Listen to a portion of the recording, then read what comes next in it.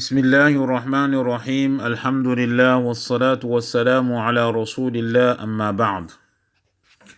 Chers mères et sœurs, chers frères en islam, Assalamu alaikum wa rahmatullahi ta'ala wa barakatuh.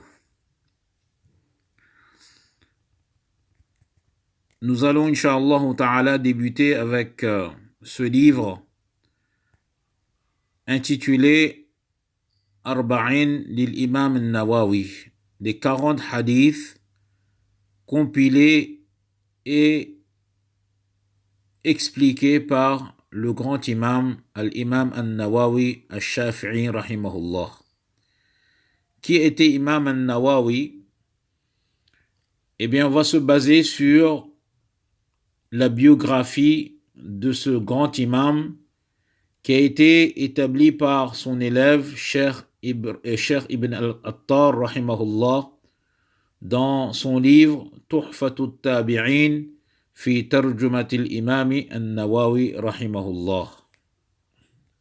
Imam al-Nawawi rahimahullah s'appelait Abu Zakaria Yahya bin Sharaf bin Marri bin Hassan bin Hussein bin Hizam bin Muhammad bin Jum'a al-Nawawi rahimahullah. Il est né en 631 après la Hijra dans le village de Nawa, un village affilié à Dimashq, à Damas en Syrie. Il a pris le Coran, la mémorisation du Coran dans son enfance et se forma dans diverses sciences islamiques comme le hadith et la langue arabe ainsi que le fiqh. Les historiens nous expliquent que Imam al-Nawawi rahimahullah était doté d'une excellente mémoire et se dépensait dans l'apprentissage des sciences religieuses et assistait quotidiennement à près de 12 cours traitant de diverses branches de sciences islamiques. Les signes de l'excellence et de la piété apparurent en lui dès son enfance.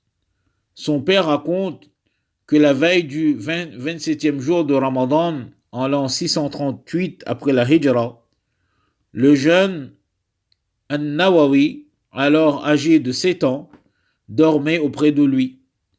Il se réveilla et s'exclama « Mon père, quelle est cette lumière qui emplit la maison ?» Son père, rahimahullah, dit « Nous nous sommes réveillés et nous vîmes aucune lumière. Nous avons alors su qu'il s'agissait de la nuit du destin de Laylatul Qadr. » Cheikh Yasin bin Yusuf al-Maraqashi raconte que j'ai vu Imam al-Nawawi rahimahullah dans son village natal alors qu'il n'avait que 10 ans. Les enfants essayaient de le forcer à jouer avec eux, mais il fuyait en récitant le Coran et pleurait de leur comportement.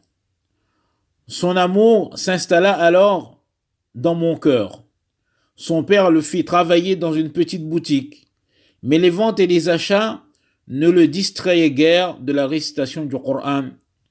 Je partis voir celui qui lui enseignait le Coran et lui recommandait de lui porter des soins particuliers.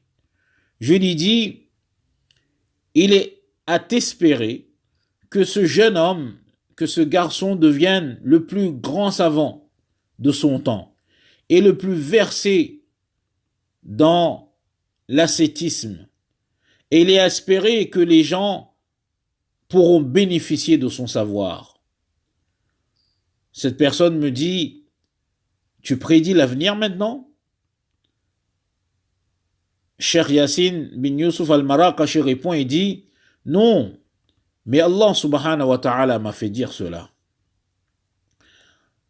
L'enseignant de Cheikh al-Nawawi rahimahullah rapporta cette déclaration à son père qui lui accorda beaucoup de soins, si bien que l'imam al-Nawawi termina l'apprentissage du Coran vers sa puberté.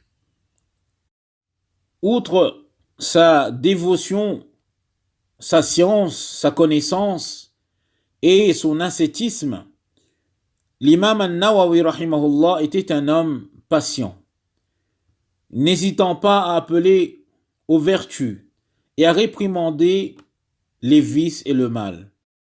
Le célèbre théologien Al-Imam Ibn As-Subki rahimahullah dit de lui que il fut un maître et un chaste. Il fut aussi un soufi, un ascète. Peu lui importer que sa vie ici-bas devienne une ruine, tant que son dîn et sa religion étaient florissantes. Il était distingué par son ascétisme, son abstinence, son contentement de ce qu'Allah subhanahu wa ta'ala lui accorde.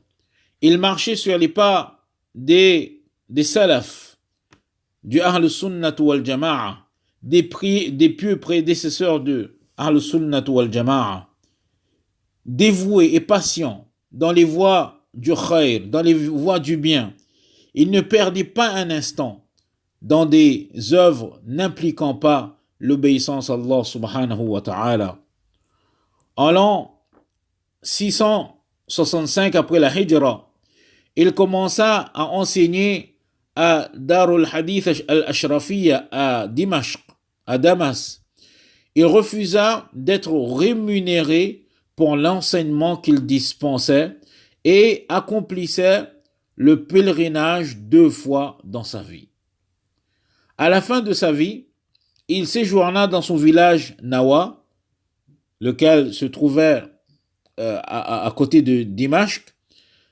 Certains pieux lui ordonnèrent de visiter Al-Quds, de visiter Al-Khalil en Palestine. Il le fit, puis retourna à son village natal, chez ses parents. Il fut atteint malheureusement d'une maladie et son âme retourna à Allah subhanahu wa ta'ala au cours du mois de Rajab en l'an 676 après la Hijra et fut enterré dans son village. Qu'Allah subhanahu wa ta'ala l'agrée et qu'Allah subhanahu wa ta'ala puisse déverser sur sa tombe sa miséricorde et sa clémence. Wa akhiru da'wana anil hamdulillahi rabbil alamin.